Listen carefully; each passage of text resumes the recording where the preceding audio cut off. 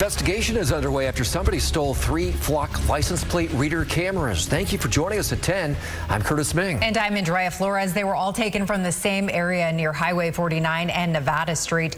2 were from the Auburn Police Department. 1 was from the Placer County Sheriff's Office. KCRA 3's Peyton Headley is live in Auburn tonight. So Peyton, where exactly were these cameras taken from? Yeah, well, the cameras are mounted on poles like this one here, but they're strapped up quite a bit higher. You can actually see the cord that was cut when the thief came through and took it off the pole. This is what the Flock cameras look like. They read license plates and are used largely to identify stolen vehicles and help with criminal investigations. They're very obvious. We're not trying to hide them. They're just there in order to help with our investigative leads. Auburn normally has 12 in the city. Now they're down 2. Based on our research so far, it looks like it was on April 26th. That's when Sergeant Joe Almeida says the 2 cameras on Nevada Street and Marguerite Mine Road near Highway 49 were stolen. Officers found the poles that the cameras were mounted on empty and the cords cut. Both cameras were later found in a nearby canal. So they're completely destroyed. They were completely submerged in the water, so we're unable to recover those cameras, but we're partnering with Flock to get them replaced. The Placer County Sheriff's Office says one of its cameras was also stolen the same morning in the same area. That one hasn't been recovered. Why do you think someone would want to take those down? Based on what we've seen, if you pay attention to nationwide, there's a big uproar in regards to cameras, government overwatch. So when you look at it from that standpoint, they're thinking Big Brother's paying attention to them 24/7, 7 days a week. But in theory, what we're looking for is intel gathering for wanted subjects, missing persons, things like that.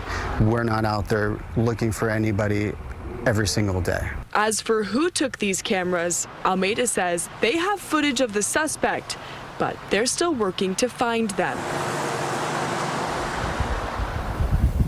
And he says they're still investigating, canvassing the area and going door to door. They're asking if anyone knows what happened here, saw what happened, or knows who took those cameras to get in touch with the department. Live in Auburn, Peyton Headley, KCRA 3 News. All right, Peyton, thank you so much. And Auburn police says the cameras are about $800 each. They're now working with Flock to get them replaced. Months after Oakland expanded its network of license plate readers, the devices being targeted by vandals. Yeah, I want you to look at this here. The Flock cameras vandalized with paint. Now, it's among several recently targeted you see here. Police still don't know who did it, but they tell us they are aware of the damage and they are investigating. Advocates say acts like this impact public safety. Opponents, meanwhile, are concerned about privacy. I think on the heels of what we've seen in Minnesota and other cities like Chicago and Tennessee around ICE, folks aren't really feeling being followed everywhere they go. It is sad because, it's a major investment and the money is coming from our taxpayers. So if anyone coming to destroy those cameras, there has to be consequences. Flock Safety responded in a statement saying, quote, when a camera is damaged, it directly impacts public safety. While Flock supporters, individuals making their voices heard in the democratic process, committing criminal acts should never be part of that process. Welcome back, FightFlock.com. In today's video, we're going to discuss vandalism of Flock cameras. We just saw a couple of news reports there, both out of the state of California. The first one we'll discuss is the Flock cameras that were stolen out of Auburn, California, and there was one stolen from the county sheriff's department, which was Placer County, California. So this is 3 cameras total. Looks like they were ripped or cut down from the poles. They're the infamous black poles, and they were basically 2 were found in a canal nearby, totally submerged. And basically they're looking for a suspect or suspects. So all I'm going to say on this is, obviously at this point in our fight against Flock, I don't condone vandalism, but I definitely, I'm not going to say I'm saddened or disappointed by it either. So hopefully this case I just hope it goes unsolved. That's the best way I can put it. Hopefully they never solve the case. Okay, and I just noticed that if you really look into, in the weeds of this news report, so these cameras got stolen. 3 cameras, 2 were found submerged in a canal. Okay, so how do they find those cameras in a canal? Okay, so they solved the crime without the flock cameras, what they're telling us, right? Basically what they're telling us. But they said they couldn't solve crime without flock cameras, but apparently they solved this crime without the flock cameras, because they were already ripped down, and then they find these cameras in a canal submerged. So either I call BS on that, or those cameras got tracking devices on them also, where they can track them and basically find them wherever they may be. So I'm kind of curious about that. Those do have indeed some kind of tracking device on them. But anyway, how the heck would they find them submerged in a canal? I just call BS on that. And then they showed a picture of the cop standing in the water, which is very interesting, and kind of comical, actually.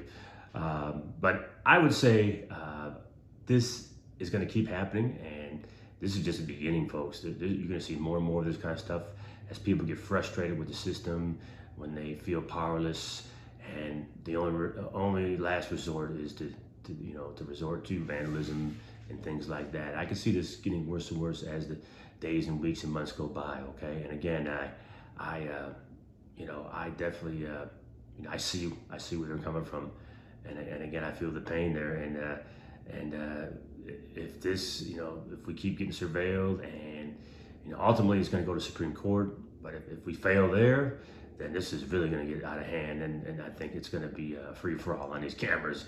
Okay, similar to what happened in Great Britain with some of these kind of cameras, right?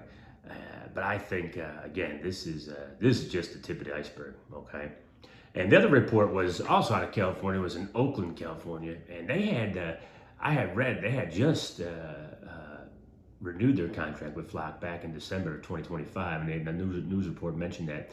I had read that also previously, and apparently that obviously got some folks upset, and rightfully so. I understand the citizens getting upset. Basically this is like a flock camera tea party. I get it.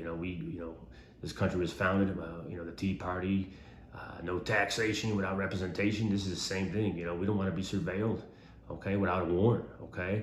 And this is what's going on. This is like a flock camera tea party. Basically the same thing.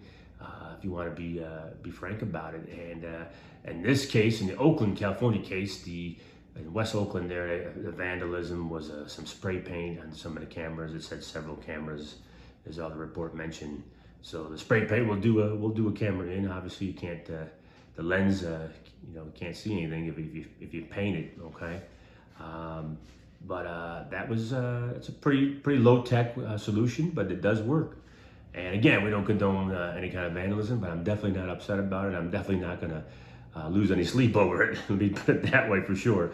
But this will get worse as Flock builds this network and people start to get informed. We're still informing people, right? I'm still in the stages of notifying people and letting them know what's going on. Most people have no clue what's going on, right? This is what Fight Flock is all about, really, education, letting people know about the surveillance network that's being built out in our country, the United States of America, U.S.A, under surveillance always. But this is, again, this is just the tip of the iceberg, right? We're going to see more and more of these cases as months and weeks go by.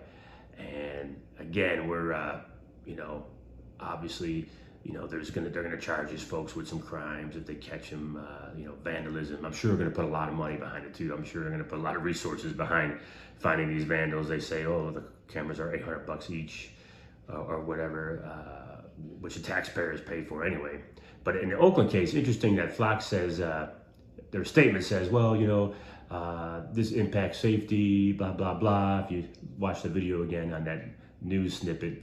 And then they say, we support people voicing their concerns, but violence and vandalism is not the answer. Criminal activity is not the answer. Their actual words were, criminal activity is not the answer. Well, guess what? They're the criminals. Flock is the criminals because they're surveilling us without a warrant. That's a criminal act in itself, okay? And then they're gonna cry about somebody vandalizing their cameras, calling it a criminal act. Well, the Flock in itself, the whole Flock concept in itself is basically it's a criminal act, okay? So give me a break there, okay? Give me a break there.